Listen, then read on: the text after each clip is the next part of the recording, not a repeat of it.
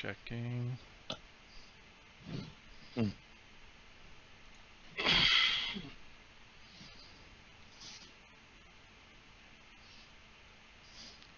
Now we're live. Welcome to the Foolish Tech Show. Happy Monday morning to everyone out there. Very happy Monday morning. Yeah, we've got a shorter week here in the U.S. because of a holiday, but we're excited to be here. It's a good time of year for everyone. Hope it is for you guys out there as well. Well, our gift to the world has been very well received. Apparently. Did you say it was over 1,200 downloads in the first weekend? And yeah, 2 days, 1,200 downloads, and I haven't checked in an hour, so I just looked when I thought about it earlier. And I was like, wow. It was like 11 something. It was almost. That is pretty good. And if anyone didn't get a key, try again. We have to keep the keys replenished, and in the beginning there, I imagine a couple of hundred of those are people who did. But Sure. we've had that demand, and it was crazy because at first, like, I put the announcement out in the morning, and it did not go on social media, just at the blog, unbeknownst to me. The jetpack thingy for the blog didn't push it out to the social media. It wasn't connected or something. So I didn't do that until like noon. But like each time, and then other times when certain things were reshared by certain people and certain other places, by some Technibble reshared and a lot of places like that. So we've had surges, and I guess the gist of it is that our key generator runs out. I mean, it's like the cereal field in the shopping cart. So we have to keep an eye on it and restock it. And when something happens, like, and there's a big surge, we're like, we're caught off guard sometimes. So we were trying there. I think I figured out the maximum link for that, and that's how many are in there. So it looks like it's at least 200 to 300, probably more. I haven't let it go down too far to really test it out. So, well, see, when I was just putting serial numbers in there, I was doing 200 at a time. When I started adding what the serial number was in front of that, like these product key, it's definitely a character limit. So I did, so when I did that, I did 100, because I knew, because we had that problem where it was messing up, somehow giving out impartial keys or something and chopping something off. But so that's good that you figured it out. Yeah. So if we count up however many I have in there, we can know what the character limit is, but I haven't done that yet. Just pull it out and just pull it out. Just pull it out. Load the file to a string. Use the split function to split it into an array by the comma delimiter, and then count the upper bound. Well, we just need to know the character limit. I guess I could just paste it in Word and count characters. Because if you add a larger... you can then multiply the upper bound by the number of the length of the string. That's a whole lot when I could just paste it into Word and find the character limit. Oh, can you do that in Word? Yeah, it'll tell you how many characters you've typed. This is the problem with giving an engineer a task. Yeah. A simple task. It's like a 30-minute program you just developed there. Yeah.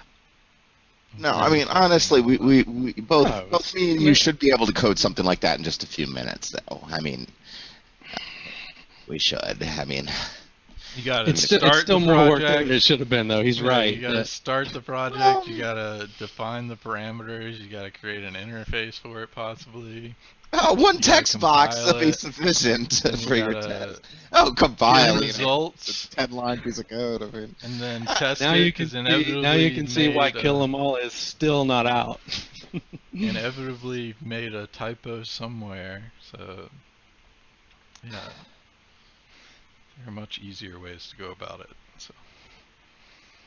Yeah. So I'll just give you that character count, and you just make sure whatever you program stays under that character count for its output. Yeah. So what else we got? um,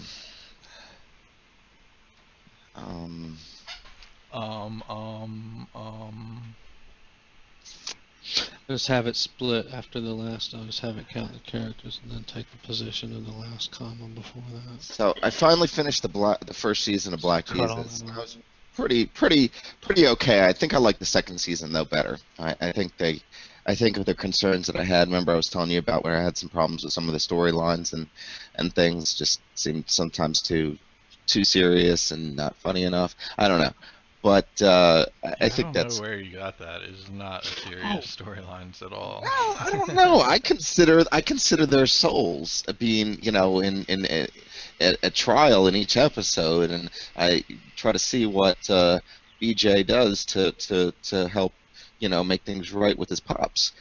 And I think they were thinking about possibly, making it a little more serious, but I think they realized that wasn't probably the direction they should go, and I think that's why the second season was Why did you decide to nickname him BJ? Black Jesus. I mean, you couldn't have just called him Jesus. WTFBDJD. BJD. DJ. D. Yeah. Oh, Glenn's got an untangled gateway set up. Hey, I did that this weekend too. I had to reset up mine after that drive failed. And to let you know, Michael, that was an A-data chip. A-data, yeah. To RMA it and yeah. Give me a new one. A-data seems to be at the low end. They were always one of the almost universally the cheapest drives out there, and I have seen some people that don't have any problems with them, performance or otherwise. I didn't have problems for over 2 months of heavy drive usage. I mean, it's writing logs everything that goes through my event, and I don't think you could reasonably blame the manufacturer though in this particular case, right? Because it was it probably was some sort of electrical thing, correct? That did this, right? Possibly, but I mean, just shutting off, losing power, that shouldn't kill a drive. No. And there was no chance of a surge affecting it. It was just the battery backup ended up dying, so it lost power. Yeah. Okay. Yeah, that's unfortunate. I don't know. I'm getting a no-name brand generic SSD that I got free with my computer purchase. So it'll be interesting to see first of all what brand that is, and then. That yet? No, it's not going to be here till tomorrow, probably. Holy jeez. Yeah, I know. The whole idea of me potentially opening it prior to Christmas is a moot point at this juncture because it might as well be Christmas by the time it gets here. Yeah. You could have definitely built it faster. Yes, I could have built it faster. Apparently it. Nah, whatever. I don't say positive. I was just going to say something really bad about a sweatshop in China, but I'm not going to. Are you going to say something good about a sweatshop in China? No, I think I'm just going to avoid the topic altogether. Oh, so I found out why he might have been a little bit busy, your friend Ronan, our friend Ronan, because Wine 1.8 was released this past weekend. Yeah. Holy crap! Preliminary... That's awesome news. I actually have the link copied to the clipboard to invite him to the show because he messaged me this weekend and said he wanted to talk about something today. Oh yeah. And it was no big deal. He just wanted to give us an update. Over 17,000 or 13,000 individual changes. Main the big thing is preliminary DirectX 11 support. preliminary DirectX 11 support, although that's not going to be fully He enabled interrupts at me full to release. say exactly what I was Yeah, going to yeah, say. I know what you're gonna say. Direct 2D support, preliminary support for direct write, or actually, I think it's direct write support and then preliminary support for Direct Then he 2D. doesn't even say it as well. Okay, well, anyway, you can go ahead, but I think the point to keep in mind though is that these aren't necessarily features that you can immediately necessarily take advantage of because they're not fully there yet, and it's a great step in the right direction, but I really would like to see all of DirectX functional under Wine. That would be huge if they could make that happen. Wow, man, that's cool. That is really cool. I just sent him an invite, but he's apparently not on Hangouts right now. Cool. Was that your assessment though, Brantley, as far as Wine was concerned? I mean, I was just reading through the changelog very specifically, and it sounded like they were advertising a lot of things that sort of just weren't quite all there yet. And they've always done that, of course, because Wine being at such a low version for being in development for God knows how many years now. I guess I should expect that, but I was just helping with maybe Microsoft's efforts to open source some of their technologies that that maybe the Wine community. It's very surprising that Microsoft didn't heavily contribute to Wine. Yes. The Windows replacement for Linux. That is kind of weird. It's not a replacement. Hey, maybe now that the new guy is the new guy, they'll be hiring or they'll be looking to hire people like this. Maybe. Like our friends Ronan and those who knows. But, that's also like the government and the NSA and them trying to hire from Silicon Valley. They're like, Well, speaking of destroyed hard drives, apparently the San Bernardino suspects took their hard drives on their run and tossed it into a local lake. And there was an article talking about if that was good or not, and obviously that was not very good. Although I did learn something interesting from that so with HDDs or hard disk drives, they don't matter about the circuitry or anything. It's what's on the platters, and destroying the platters is the only way to really destroy your data. I suggest a 12-gauge shotgun slug. They make it really nice destruction of your platter data let's there. Put some more bullets and more guns. Yes, more bullets and more guns. I agree. They will destroy your hard drive. The other bit, though, that I did learn was that SSDs... I was going to say, because I hope you knew that. I didn't know that. So what is it? The bit that I learned is that SSDs do depend on their circuitry board because they store the private keys, which most of your SSDs come with built-in encryption technology. So if you destroy the circuitry of the SSD, you actually make it improbable to get your data back. So tossing it in a lake could possibly render the data unreadable. I didn't know that. I still wouldn't trust that, though. I'd still destroy the whole drive. Yeah. Man, there's nothing like good. Just Hulk smash. Yeah, well, that is a good point, and again, I know you guys like the guns and stuff, but really, I was thinking the pieces at different ends of the earth. Look, all you need is Thor's hammer, just on your side, just walking around, and Michael, then whenever you can't even pick up Thor's hammer. Whenever you find the need to have to get rid of a piece of, storage equipment, you whip it out. Thor blessed me. I'm able to lift it. And Glenn says a mini furnace works for him. Yeah, certain hot temperatures, yes, would be effective, I'm sure. But yeah. Because you can get like a hobby kiln or something like that. Yeah. I wonder what. Well, it's not necessarily guaranteed though. The water and the electronics. I mean, the odds are that if you let go I don't know. I mean, a cell phone, yeah, very well could be on when you throw it in the lake, for instance, but a lot of times it's, the devices that you might throw in the water may not actually be active, and at that Why? point, Proctor, good morning, sir, and cheers to you. And look at my D7. corrosion. Now that would be interesting. Good morning. It hasn't been a good day so far. I hope it gets better. Oh, anything in? Well, good morning anyway. You all right? Everything okay? Yeah. Do I need to get a hammer and come beat somebody up? Nah. We were talking about that. Just a bad morning. I know, I'm Don't- just fine with it. Don't start the XSplit if you didn't know that already, Proctor. Yeah, I did. Okay.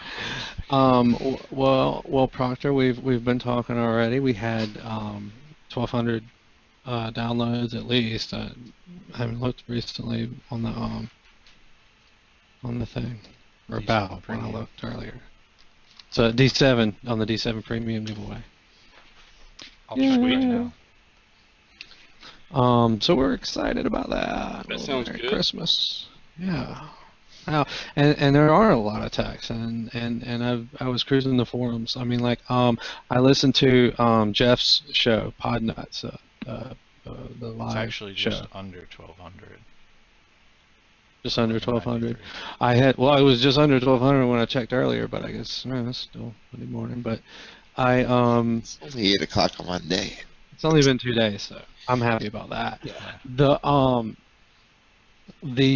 Jeff mentioned it on the show, and he said a lot of dudes are still out there using it, and it was true. I was on the Tech Nibbles or something earlier, the technibble.com, and it had Bryce was good enough to post in there, and some people were like, "Thanks for the upgrade," because they were using the free still. Cool, man, great, no problem. We're happy to do it. Yeah, definitely. But Although we highly recommend you look into D7 too, because it is 10 times above and beyond what you're getting for free there. Yeah, a lot more functionality built into D7 too. It's definitely worth the purchase price, and it's very affordable for the price too. And how convenient is? Oh, never mind. Just the setup of it. I mean, I will say I don't know. Is it included right now the DMZ configs with D7.2? yeah, if they go into the DMZ and use that download link, they still have the option to get the base download link though, so they can configure it. We need yeah, there's got to be a way to update that download or something with those automatically or something. And this is just because when we get the flood then to come of people going to, hey, let's check out D7.2, they're going to be like, whoa, nothing's configured. Like D7 is mostly configured for you. For the people that are out there, it's mostly configured for you because it was mostly not configurable to begin with, and then it kept getting more and more configurable. But there are some things that never did change, like the fact that there are checkboxes on a lot of the pages that let you do stuff in a certain order, and you can't change that. So that was kind of a limitation. It was kind of because a lot of people wanted to do different things, but on the same token, a lot of people got a lot out of that because they were getting started, and this kind of taught them, the flow of what to do, at the time. That was the best way we felt, and it worked well for them too. So when you get to D7.2 and you get it at first, you just don't have that. But you have the default configurations that you can install if you log on to the DMZ, the website portion of it, which everyone has access to, that has the subscription. I kind of like that because that also shows them the videos and all of that stuff. I do want them to go there, but The videos are really good, and I would recommend that everybody watch them. But me personally, when I get something new, I just like to dig into it and start working with it. and that's exactly the reason why Proctor's awesome to have on staff too, because the more once we, once things get a little less busy and we start really focusing on D7X, the third generation tool that we're working on right now, it will, really come in handy to have the perspective of someone who is a computer or business owner and technician who who just gave us an opinion right there. It's contrary to what we're doing, and he works for us. We just haven't. We've been so busy. We haven't really had time to hash out a lot of things like that, but we intend to. So. Cool. But we'll have to talk about that, because I do see the value in directing people to the website to do a certain amount, because it makes them go through. I do see that. I know we'll need to talk about some compromise or something. But some better way to do things, at least do things with D7X.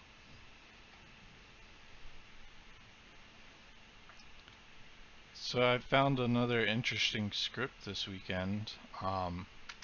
Here's the article to it, which is basically focused at people using Airbnb and like renting out apartments and stuff. And apparently when you rent out your apartment, you're allowed to leave cameras there and record everything that your Airbnb person does there. So the entire time you're there and renting it, you may be being recorded the entire time. Oh, in the bathroom? That's got to be illegal still, though, right? I don't know. I'm not sure why you went straight for that, but I would be kind of. Well, again, I wouldn't want to stay someplace where I didn't feel like I would have a certain amount of privacy behind a closed door, though. I mean, I want to get dressed in the morning. How are they going to determine whether or not I'm getting dressed, or whether or not, I'm smoking a cigarette in their house? You go to the bathroom to get dressed. That would leave some time in between of you being recorded anyway. Can you post that link again, Brantley? Yeah. The 1195 Brantley. You can say 1200 down there. Anyway. I said it was 1193 when I said it. Anyway, I wasn't paying attention. The cool thing about it, basically what it does is that you just pick out what wireless network you want to hit, and it sends out a deauth for all of those. So it kicks off the wireless cameras from their network, so even if they are recording, they can't get out to the internet to tell anybody about it.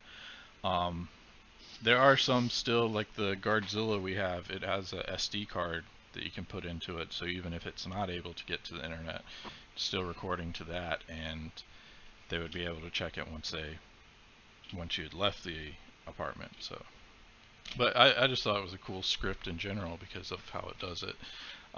They mentioned some other things about you can blacklist MAC addresses for the MAC address prefix for a lot of the cameras and things like that. They already found those out, so they can just deauth those and then keep them from joining if you have that much access to the wireless network. I thought that was cool.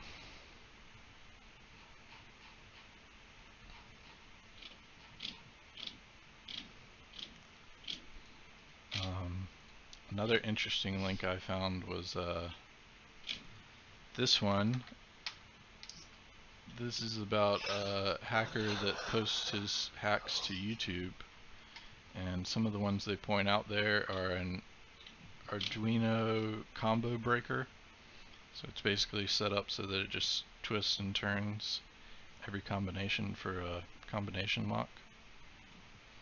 Although not sure how that would be extremely useful when you're out and about.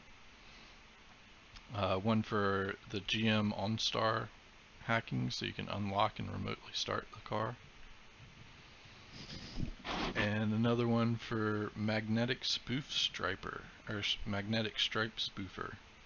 And I thought that was cool just from looking at the preview of how you can read the bits for a off a stripe like that. That's pretty interesting. Brantley, did you already post question this or something similar to this? Can't remember. Maybe I was just looking at it because you posted it, or maybe I was looking at it on my own. Yeah, I posted that last week. Okay. And another one I found was if you're having issues with memory, there's 10 ways to boost it. Some of them good, some of them Is this interesting. RAM related, or is this real memory? Real memory. Can't remember. Yeah, I can't remember. I can't Good one. Hey, I hate to interrupt, but I have been looking over the forums, and thank you guys for working. I know I did this at a bad weekend because everybody had something going on. I even kind of knew it this release, but thanks guys because we have a ton of tickets. But oh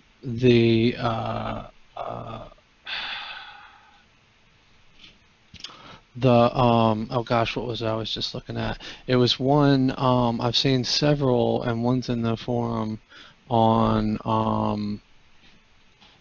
what was that? What was that? Something about Notepad instances in D7.2 and the SFX Mini. Opening up a ton of Notepad instances. Yes. And yeah. I heard you guys talking about that the other day over a ticket. Mhm. And I was like, oh. But now it's like apparently starting to happen more, or more people are having it happen to them. So could you please share that?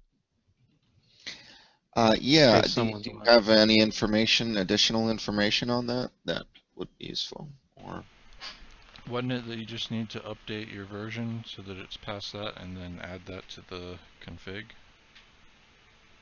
add what to the config? Update your config after you've updated it. Yeah. That's what I thought too, and that's generally what I've been instructing people to do. That's still valid, or is it not? Because I thought that would have been the most recent people that I've suggested those things to. That it doesn't seem to be helping them as readily as I would have imagined. Oh no? Well, have you not Well, tested it? I mean, these were just one-off responses. I can't reproduce the problem. But I think it has something to do with old versions, being upgraded. But why now? Yeah, I know. Why now? Unless, Why all of a sudden is this an issue with there's been no code change? yeah. And I want to say and it's with the SFX Mini. We had, we did do some DNS and some server move and some stuff recently. Yeah, it's that But might be related. Opening up Notepad. I mean, what was it? Notepad opening. Yeah, so It's it when was you- the XP2, XP Service Pack prior to Service Pack 3 message that pops open, and it's opens up an infinite one from what they're saying, keeps opening them up, those windows, and so they said it happens both with D7 and the SFX that they're generated to, which makes sense if with the config and everything we've said. I've never seen it open up infinitely. I've seen it open up once. Are you saying this is just on no, service? they've shown me Task No, Manager with Nick, hundreds of do you notepads. remember when you added the exe that's specifically for XP and Service Pack 2 and lower? You added that text file that explained what that was for, and you have it pop open at the beginning of D7's opening. That's what they're talking about. Yeah. Which I might recommend that we don't have notepads opening up in the future. Yeah. D7 starts. To avoid this issue. Yeah, that happens after the upgrade. Okay. So, that happens after a certain upgrade from an older certain version to a newer certain version of D7.2, and it happens because it sets a flag in the D7.2 configuration that says I have upgraded and been informed about this major change in functionality. There wasn't really a better way to do it with a portable app. thinking. I know better ways to do it now, and with a new cloud system in place, it will be awesome with D7X. But that's a bit. It's not with D7.2 now, and the problem is, we can't really just change anything now for that. But yes, I mean the solution is that the configuration that you're downloading with the SFX Mini or whatever has to be the one with that flag set that says I have already been notified of this drastic change in behavior. So in other words, resave your config to the cloud. That should do it as long as it's saving to the cloud properly. Yeah, that's what I. Unless it's being overwritten by someone else who's not updating it before then saving an older copy to the cloud that hasn't been.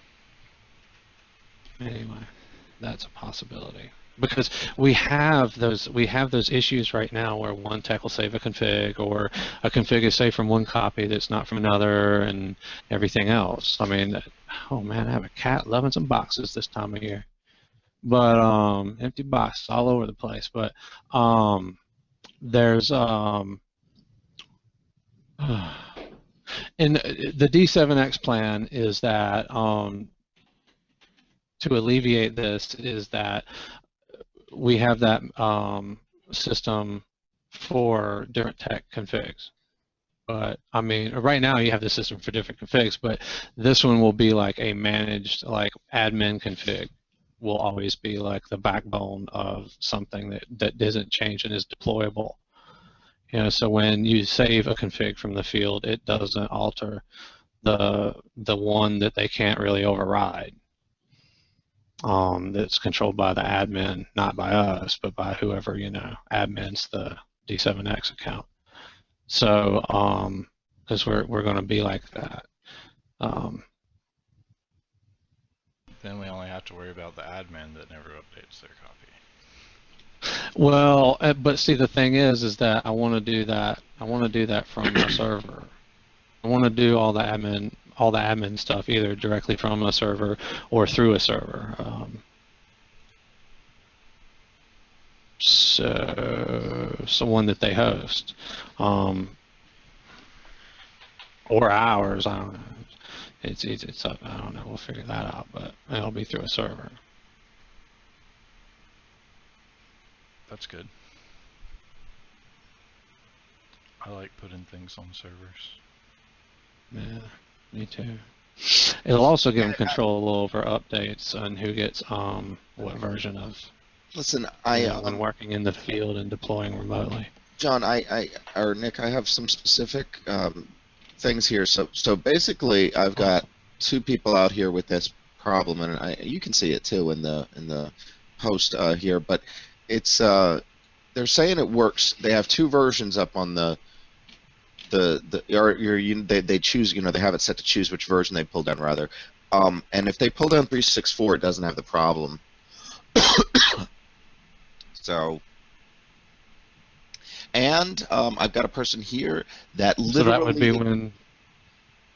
Okay, so that guy says 364, everything works, but the most recent version does not. And then I got another guy that just posted yesterday that said this just started happening to him on the 19th.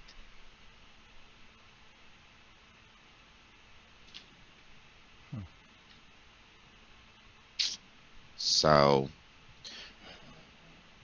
And I've told these people already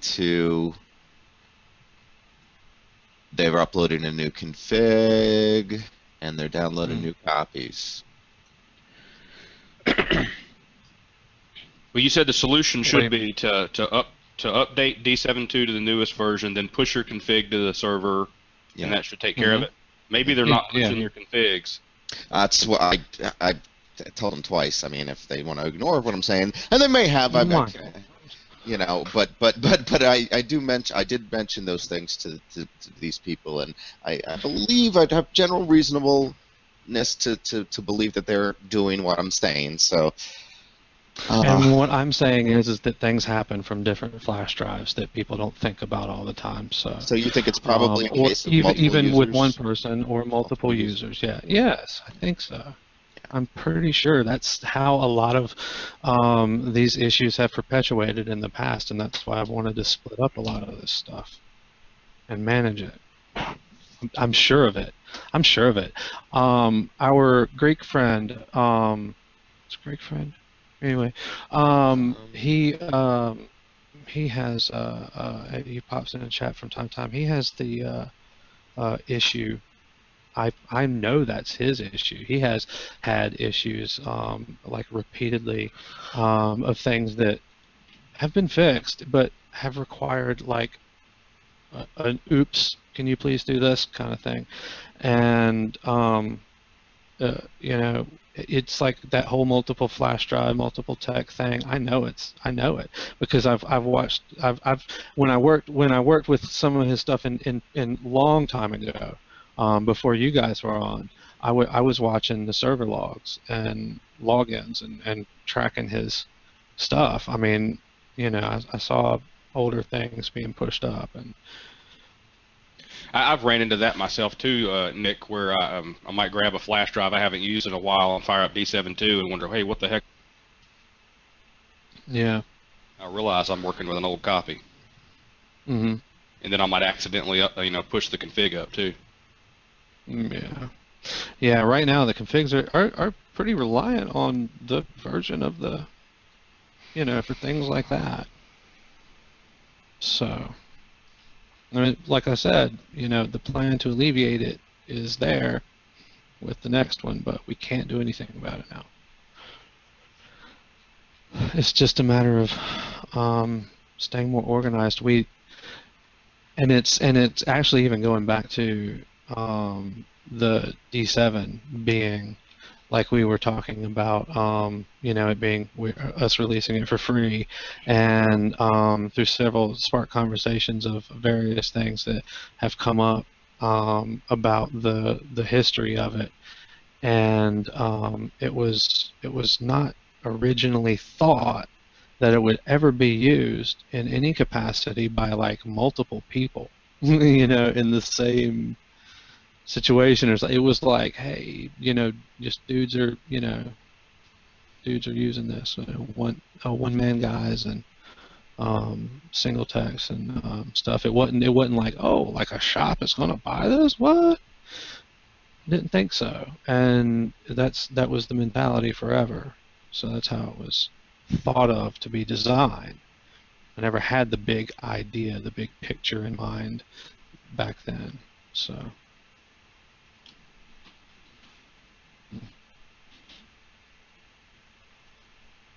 But that's just all the more reason to see and experience D7 Premium and then move on up when you're ready. When you can. I was thinking more about that D7X free version too, Bradley. How so? I want to do it. I want to do it. Okay. Were you thinking about the, like, having no options, no configuration, just a simple start? Or? Well, and you know, we were talking about charging for that, but maybe not. I think that would be the best way, because that takes two vectors: the people that don't want to do anything, they just want to push a button and be done with it, and the people that want something for free. People that want to push a button and be done with it can already do that with other things anyway. Or a vast majority of. I know, but why have them using something else when they could use ours? Well, I know, and that's. And have it do I agree. better. I agree. And then people who didn't even realize that, yes, it can get better. It can be customizable and configurable, and options and things, settings that follow you, and stuff like that. Permissions, even. Mm-hmm. It can happen. and they'll know it because they'll be using our stuff and to accomplish the same things they could do elsewhere, but our stuff's better. Glenn says the best move for him was to D7-2. No, thank you, Glenn. Thank you, seriously, because Appreciate that very much. I wish, I wish I could almost match up the texts that are still on D7 with the texts that have moved to D7.2 and get them to chat for a little while. I think that alone would kind of make them see those benefits a little bit more clearly. We do our best to communicate that over the phone, but sometimes a more, obviously they might have a perception that, I'm the one trying to sell it, so obviously I'm going to be saying the best thing about it and not focus on anything downsides. But I would just encourage anyone out there that if they happen to come across or hear in the forums or on here whether or not somebody is not having the best experience, please engage them. Let them know what your experiences are. It's always a good thing, and they don't always take our word for it, but I do believe anybody who's actually tried out the product and has used and worked with it for any period of time will see its benefits and they'll speak for themselves. But getting to that point is sometimes hard. Yeah, and I just wanted to throw before we got off too far that Glenn, who said the best move for him was to D7.2 in the chat, also says he had seen the Notepad issue thread, but hadn't had the issue himself. Yeah. And that he has a master D7.2 copy, and I know what he's doing. What he's saying is he has a copy of D7.2 that he uses. That's what I suggest to everybody. If anyone ever comes to me and says, "How do you do it?" That's what I suggest. It doesn't he just configures it. Exactly. And that's what I recommend. Copies it to his flash. Yeah. Michael, let someone finish talking. Wow. And also, I think that would be, Glenn, do you use the automatic server update version? Because there is that bit. You can just use that, have one folder that is on a server that updates itself, and then you can just have that pushed out to any. So if you need it on a USB stick, you go to that folder, copy it, and then it has all the latest updates of everything, plus the config that's on there. That would be kind of the best way to have the master copy. And just don't have anyone actually using that one that's on the server. Unless you need to go in and make a config change or something to that effect. Yeah. That's the outline, like I said, that I'm generally given to everyone that I speak to on the phone if they're having any trouble with the process. But, I'm sure there's a whole lot of people out there that I haven't spoken with or, that may not be aware of that. But I think it's a good point to make to everyone, and I think that should be our official thing, because that will avoid future situations where this will happen. People won't have that problem if they don't have the text uploading. Glenn says he does it manually, so there are options out there. Yeah, and by the way, the manual part of this is all of copy in one folder. I mean, it's not exactly a complicated task. I found another link here recently too that relates back to Proctor's show about the wireless. Apparently if you have a Mac OS X, you can download NetSpot, and it's a free utility to give you one of those network heat maps. And it looks pretty interesting. It looks nice. Mac only, but you can see it kind of tracks where you go and then gives you how well your signal is. It's Mac only, you say, though? Yeah. I just want to thank you guys again for the recommendation for CyberPower UPSs. I picked one up the other day while I was out, and I think it was a good choice. So thanks for that. You're welcome. And of course you're gonna hate me. You said you just needed to be able to turn off the machine. I ended up getting the 1500 VA one. Nothing wrong with having more than you need. Yeah. The price difference was relatively small between them, and I just figured, hey. You did get one with AVR, right? Oh yeah, it's the cyber power like you recommended. After I reconfigured what I have plugged into where, I was at 7 minutes when I powered everything that's over here. Now I'm at 15 to 20 minutes with just my computer, one monitor, and the internet stuff, and I have it set so that it will shut down my computer after being on battery for 5 minutes, and that will extend the length of time that my The other internet stuff stuff will will. run. Yeah, yeah, yeah. Because just having my internet stuff on there actually let it run for almost 2 hours when my Yeah, power yeah. went That out stuff last doesn't week. take much at all. So that was pretty cool. Yeah, I specifically also got this one because of its coax line protection. I have a specific issue in my house where the coaxial is apparently acting as my house's ground. So I've had some issues. Anyway, this will hopefully correct that. But I'll give you an update on when I get my new system connected to it, which will probably be here on Wednesday or Thursday. And give you an idea of how long it lasts. But I'm I expecting think you 30 may be minutes. looping yourself if you do that though. Excuse me? What? You're plugging something in expecting it to be grounded into the wall, but then you're running your ground into your device that's plugged into the wall that's not grounded. Yeah. So, yeah, that's not going to really provide me a ground anyway, right? No. Yeah. Okay. Not All right. unless you've gone out and made that 3-prong actually real 3-prong. Oh, okay. All right, then I still have some work to do. But will this generally protect my It'll protect you if a surge comes through it. even if a surge comes through the coax? Yeah. But I mean, it doesn't have anywhere to ground, so it may destroy everything in your home then that you have plugged in at the time. I think whenever a storm comes, you should just unplug everything. Until I can get the electricians to fix the main issue. Yeah. Okay. Just All right. unplug Well. everything in your house.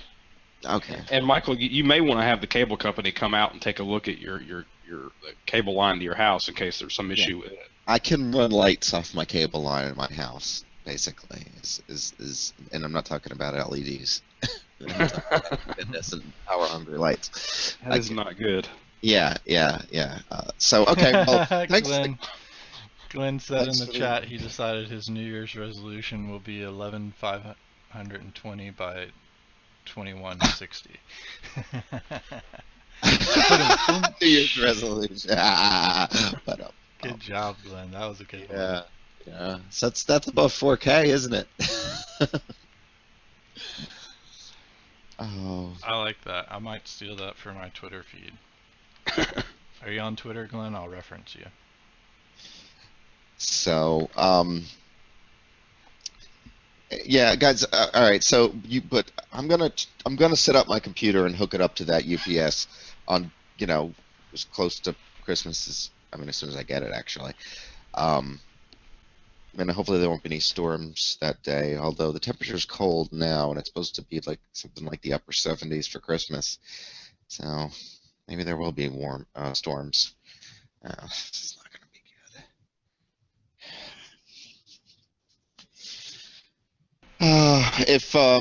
Is there is there a way to ground the socket without the house being grounded?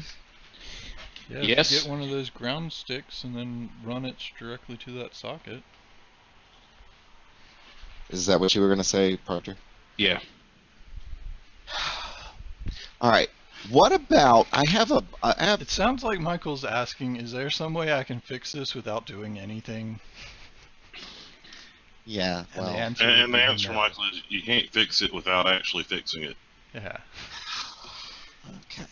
Bury yourself in the ground and hold on to the ground. Now, Michael, you may be able to fix it by staring intently at it for 24 hours, but you cannot blink during this time. I don't know if I can do Let that. me know your results. And if it doesn't work, that means you did blink and you have to start all over again. Exactly what I was about to say. Thank you, Tank. This is oh wow, guys, you sound like you're setting me up to fail with that. But there's got to be So my cable line is grounded. There's got to be something else that's going to ground. What about my AC unit? Isn't that like close enough to the ground to be quote unquote grounded? Well, that's not how it works. I've been close to rich people, but I didn't come off any better. It's called grounded, not proximity to the ground. Yeah. Well, now that's a second test you can try while you're staring for 24 hours, is you can move all of your electronics down to the floor. I'm surprised you didn't say gas tank. No. To the ground.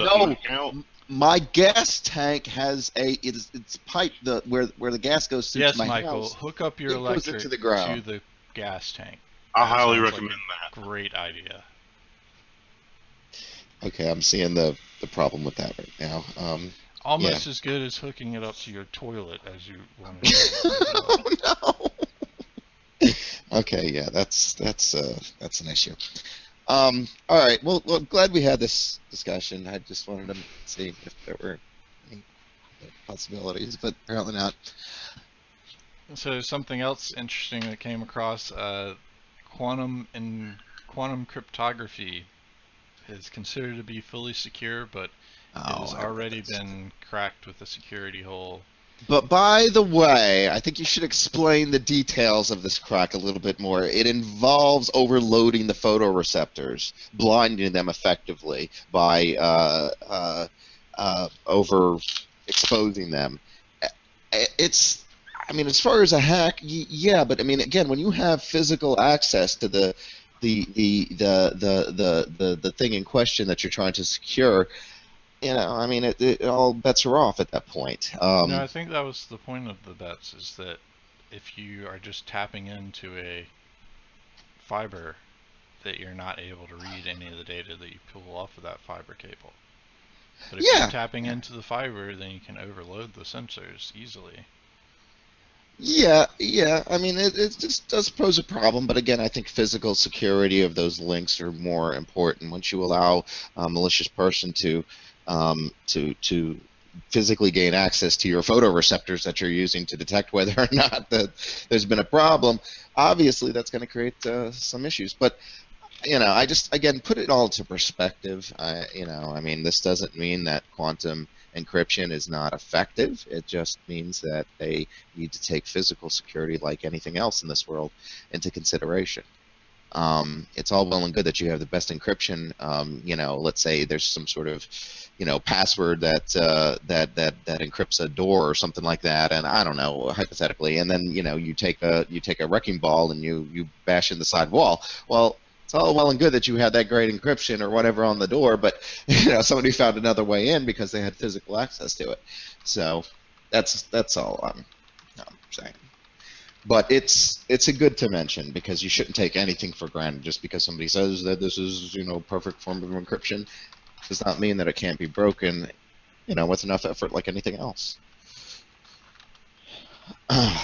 So let's look at security as a totality in your system. It shouldn't it's got to be every step of the way, and it's got to be physical as well as remote.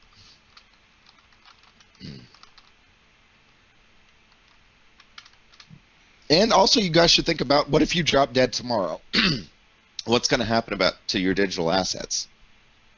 And I think that's something that's often overlooked as far as security is concerned. What happens when you pass? That's not a concern, because I've already signed up to be imported into the web when I die. Yeah, that sounds like uploaded. One of those circles of hell that I was reading about in Dante. No, the guy at the swap market says it is fully enjoyable experience. Can you imagine being spammed and having pop-ups for the rest of your existence? Hey, Nick, there's something for you. Street Fighter V is going to support the Steam OS and Steam controller. Oh, I heard that too. Yes, that's big news for the Street Fighter people. Whoa, that's cool. Yeah. Yay. Although I've Oh, not heard and very good reviews on the Steam OS boxes and hardware, so oh, did you hear, Brantley, that but their controller seems pretty cool. Coleco, and I don't know if you guys remember Coleco, the ColecoVision, and things that they put out in 1982, I believe. Yeah, so they had a pretty popular game system at the time, and they recently announced that they are going to make a new system. It's going to be under the name Coleco, and I believe it's what was it called? The Chameleon, I believe, it's Coleco Chameleon, but it's supposed to, and the big part, it's supposed to run 8-bit, 16-bit, and 32-bit games. So even potentially some newer type games, but mostly 2D. They want this to be a retro type system. But the big retro part of it is this is the first time in years that a new console has come out based on cartridges, as opposed to optical media. So whether or not that's going to be a thing moving forward, I don't know, but Coleco's obviously betting on it, and they collaborated with a retro gaming company. I forget the name of what they collaborated with, but yeah. And I think they're going to show off the first units at some New York tech show or something like that. I can't remember. But you guys take a look at it. It's interesting. I remember carts. I have a fond, we all have fond memories of blowing on NES cartridges back in the day. I'm sure you all remember that. Doing the, the push in, push up, push in, Oh, push you down. know that cartridges are officially 18 years old, so now you're legally allowed to blow on them? Who? What? Cartridges are officially... That's bad. Yeah, they're officially 18 years old, so you're now legally allowed to blow them. That is super bad. This is Monday morning show. This is not the Friday evening show. Yeah. I thought it was pretty funny. There's not a beer in my hand. That's not something you say. Yeah. What's in the envelope, Glenn? Tell me. That's all his passwords and data. I see. I see. And good morning, CompCorrect. How's your Monday going? So, for all the drone flyers in the US, you might not want to register your drones just yet, because apparently they thought it would be a good idea to make the drone registration publicly searchable. So now we can publicly scorn you? Your name, address, and your number will all be searchable. So that just means that if you want to make your drone owned by someone else, you just put their registration code on it and then fly it around, and then it will go back to that person, not to you. Not very well thought out, guys. No, they are so bad at these. There are laws on the books that are so completely ineffectual because of things like that. No sense. Yeah. And this one's definitely going to affect Michael. Oh no. 3.3 million Hello Kitty fans database. Oh, I heard about this. I'm sure you got it on your Hello Kitty newsletter, didn't you? Look, there's a huge community. There's a huge community that loves your Hello Kitty fan and you're club? their leader. No, I believe we know what you dressed up for Halloween. what's the parent company? Sanrio?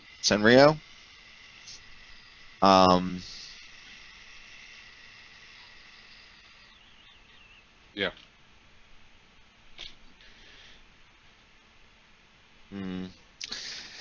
Yeah, big part. So SHA-1 hashes are their passwords, and again, that's SHA-1 is proven to be broken, so that's kind of bad for them, as well as certainly all their email and all their other information, including their password questions. FYI, if you're using XP pre-service pack 3, that's just another thing that you have to deal with. SHA-1 was not is the only thing, is the highest encryption supported by the Microsoft cryptographic API prior to Service Pack 3 of Windows XP. So a lot of applications that use or rely on that. Sorry, but I guess it's just another nail in the coffin when people are. I mean, what are you doing when you don't want Windows 10 these days? Yeah. You know? Well, also on SHA-1 being killed off, Google Chrome is no longer going to be supporting SHA-1 certificates anymore. So Yeah. it will block you from getting to sites to implore those.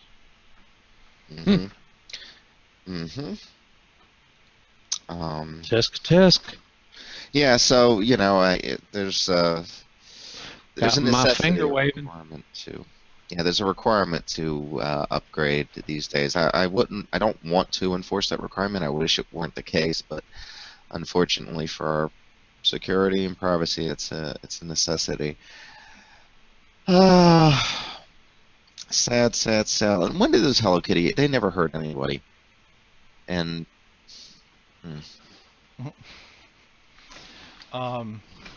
there's an HIV dating app. Oh my god.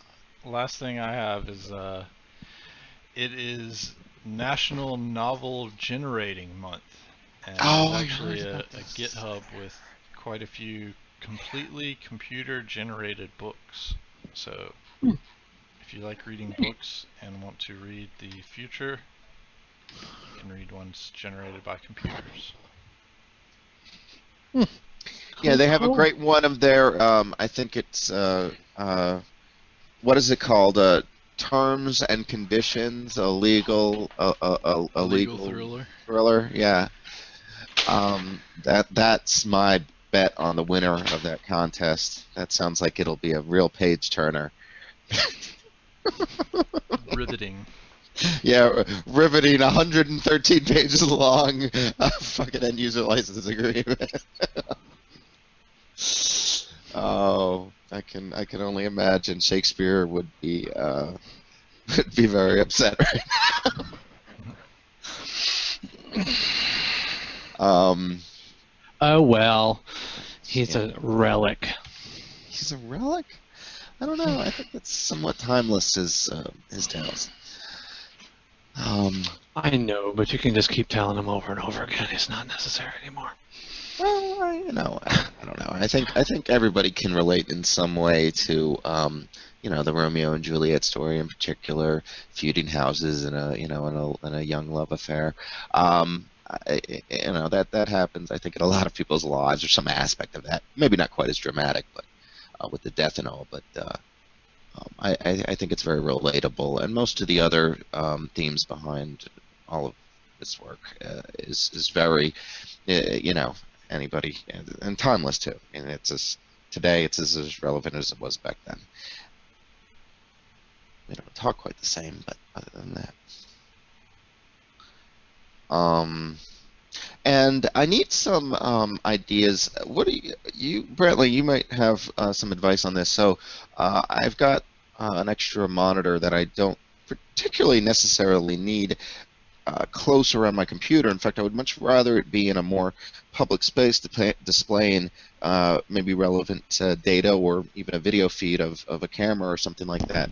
But I don't want it. I don't want to have a long wires or cord. So what are wireless video or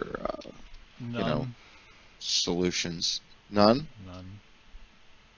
I think I don't think there is some. I don't know if they fit my particular needs. Display Link or whatever, that Microsoft technology, there's like Chromecast style stuff, but nothing suited to the purpose of what you're trying to do that's going to stay connected and transmitting for a long period of time. And even so I would sort of need a dedicated device for that purpose, not be able to, not very dirt rig. janky. Yeah, okay. All right, well, if anybody out there is hearing that and has a different opinion or different advice, share it with me, let me know. Because I know all of you, many of you out there, I'm sure, have LCDs lying around that have gone unused because of upgrades.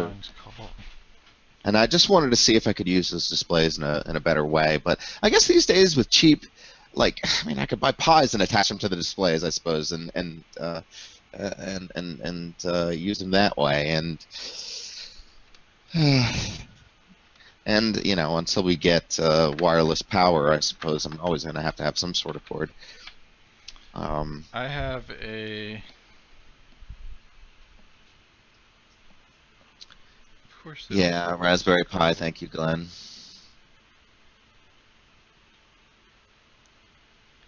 1628. I forget what this is called, but this is the Microsoft one, and your laptop will probably come with the ability to stream to it in it. Oh, cool. Post that. And I wanted to, come correct, Tyler. Come correct there. If you have any questions about our software, I don't know. Yeah, this is the first time I've seen you He was in here here. last week. Oh, were you? Okay, I didn't know if we've chatted much, but please let us know if there's anything we can do Michael. for you. He's a terrible person. I'm terrible with memories. Yeah. Bolted to the back of your monitor. Yeah, Raspberry Pi. Do they have? Does the larger version of the Raspberry Pi have mounting screws or anything like that? In VESA compatible, maybe? I'm sure you could find something. Yeah, make that work. Yeah, what I have here is a Microsoft wireless display adapter, and a lot of your laptops nowadays come with it built in. My Android phone will stream to it, and I mean it works, but it's not what you would want, really. Posted the link in there. What do you think I would want? I mean, can you? Well, I mean, that would mean that if you're going to use it for your desktop, which is what it sounds like you're trying to do, you would have to get an adapter to stream from your desktop, and then it only really works from like the same room, so you'd have to have the monitor you want in the same room. So I mean, there's a lot of disadvantages. I don't think that would suit your needs. You sound like you want it in like a different room and far away and streaming something that stays clear and consistent. Oh, here we go. Yeah, thank you, Matthew. The VESA mount case for the Raspberry Pi is only $10. Yeah. Less than $10. So that makes it easy. Apparently, I'm not the only person who's thought about that. Yeah, there are a bunch of them. Yeah. You get some more attractive ones for $20. Oh.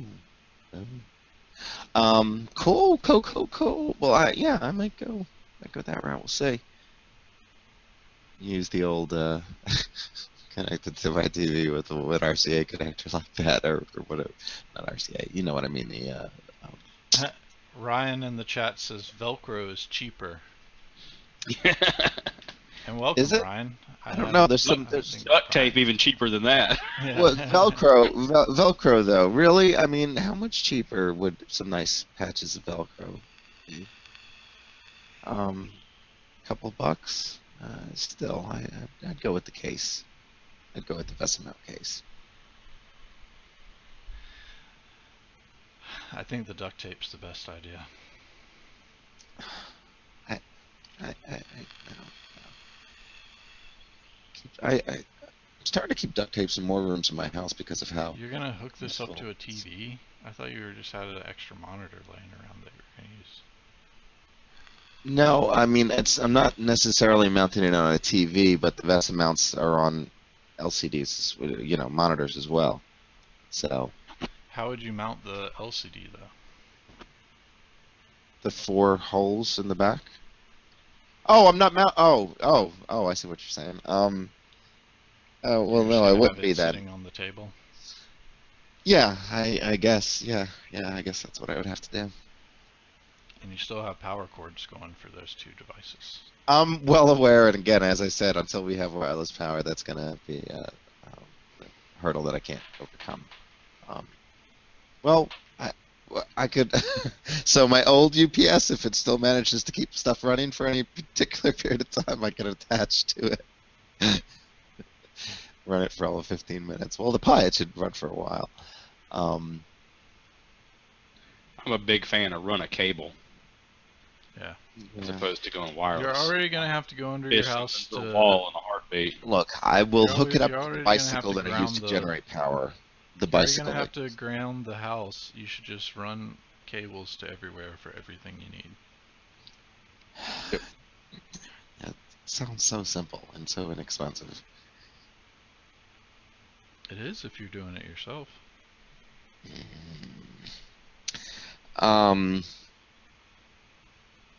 You know me. I would connect my my my coax line to my oil, my not oil, my gas tank outside, and send 140 watts to it, and then there'd be some spark, and I'd blow the whole side of my house off. Yeah, I don't want to get involved in doing it myself. It would be memorable. Mm-hmm.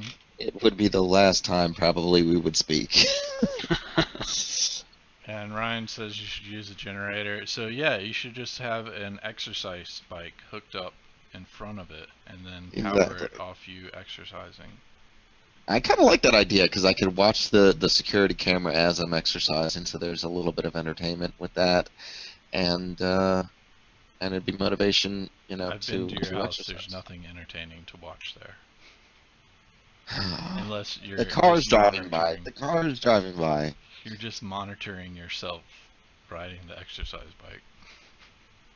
It's like a mirror, basically. Maybe I could just save my money and put up a mirror in front of the bike. ComCorrect says just to power it with Just power the bike with gerbils. gerbils. Oh, I love hamsters and gerbils. They're so much fun.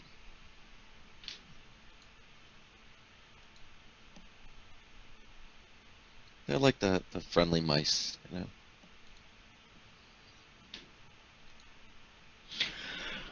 As opposed to unfriendly mice. Yeah, they call those Um, rats. Michael, I was looking more into that SFX mini and the notepad issue with D72. Open up the notepad, and I see like one guy you're talking about, and who has an open ticket and responded to it, I don't think. So I just responded to him, and I see that he's done everything apparently that we thought. Oh, he should did. fix it. Apparently. I mean, he wasn't very specific on every step he took, but I mean, it's kind of simple to say to upload your config. So, I'm gonna have him. I sent the email to him to upload the SFX Mini. I don't know if this is true. If you log into our ticket system, can you directly upload an executable or something like that? Or even if it's zipped, do you have to go through the hocus pocus of If you do email dot rename, renaming? if you do dot Yeah. rename, you can send anything to us you want. But I know through email. Well, no, not all, and that's getting even. I've seen that fail a few times. No, well, I Yeah, will rename zip, a zip size file. limited. zip and rename. It always works. Yeah. No, I've seen that. I've had that fail, although it's rare. Yeah. Okay. Maybe that's it. But but encryption is another guaranteed way. But I mean, can they not do that directly through the ticket system without going through the hocus pocus of Email? that? I Yeah. don't know if they Of can. email filtering things. I don't think. I mean, there's a way to. I mean. Okay. Well, anyway, if you know that, then let us know. So we don't know. But okay, cool. Well, I told him to do that anyway. The point is it be on the lookout for that today. If Well, there's he a lot comes of in, things and I I'm gonna. take care of. Yeah, as far as that and. But let me know. But let me know if when it comes in. Okay. Yeah, sure. Absolutely. It's a quarter after. You guys want to wrap it up for the show? On D7SS, is there a way to disable the virus warning? D7.2, there is a way to disable the virus warning. It is in configs. Yes. Yeah. Is So general first page behavior. I'm double Top right. checking. No, I think it's in Block. session. Oh. Session tab. Start session block.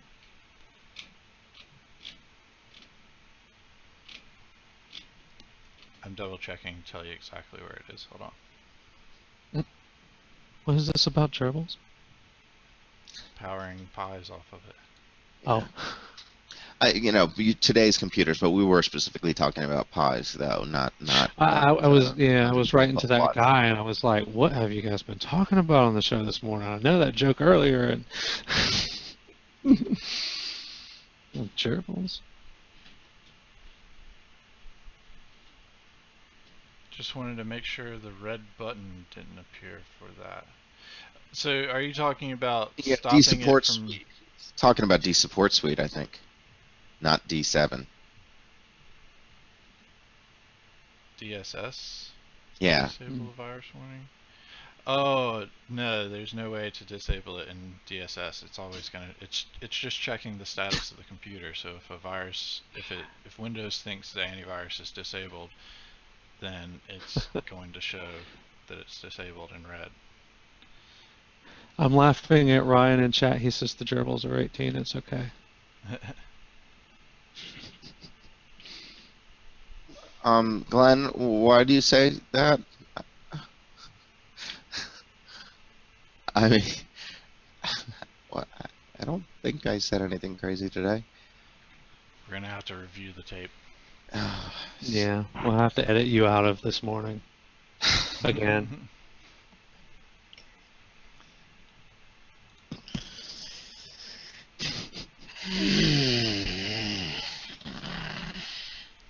All right, so we're done. Yeah, I think we're good for today. Okay, cool. Are we coming back tomorrow? I am. Ryan, we are thinking about having it so you can configure many more options in DSS in the future. So that will be probably one that's on the list that you can change what's alerted to and what's not to. So.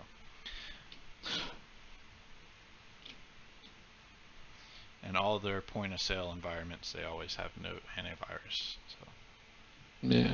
Yeah. Now, I mean, you could install an antivirus to make that happen. If you turn off, maybe. if you go into the Windows Security Center and say I'll manage my own, wouldn't that turn it off? No, it'll still show up as there being no antivirus configured, I think, because it'll still have to be listed in the WMI, won't it? I don't know. You're talking about the... Yeah, because you can go into the Security Center and say, I'll manage my antivirus, and then the Security Center should report that antivirus is being managed. Well, try it out and let us know. Yeah. I don't know what if he's talking about D-support suite. I don't know what provision that's. I don't know what happens there. I don't recall actually. I'm sure it was thought of. I'm sure something happens, but. You know what we're talking about, though, right? Yes. When you open up the client. Okay. Right. Ooh, did Johnny just answer that? Bullish IT, this is Johnny. How can I help you? Yep, and she unmuted. Alright, well, we will, he's going to try that out, and not a problem. That's why we have these shows, Ryan, so thank you for asking that. And thanks, everyone, for joining this morning. Tyler, CompCorrect, and Glenn. Glenn, I retweeted your saying and mentioned you in it, and also followed you, so have a pretty good stream, actually. Otherwise, we'll be back tomorrow, or at least Nick and I will, and it will be this is Michael. How may I 10 help you? a.m. Michael. And he didn't mute. Yeah, he just dropped out. We'll be on 10 a.m. tomorrow, so peace out there. What they're doing is letting you know that we actually do answer the phone. Good way to do that. It still shows red. He just tested, so yeah. At the moment, there's no way to turn that off, then, Ryan. Otherwise, join us at foolishtechshow.com, and you can jump in our IRC chat. I'm usually at least hanging around in there, and I'll usually notice at some point that you said something. At the worst, we'll talk about it on the next show. Otherwise, hope everyone has a great start to their week and happy holidays, and we will see you next. And Merry Christmas and stuff too. Alright.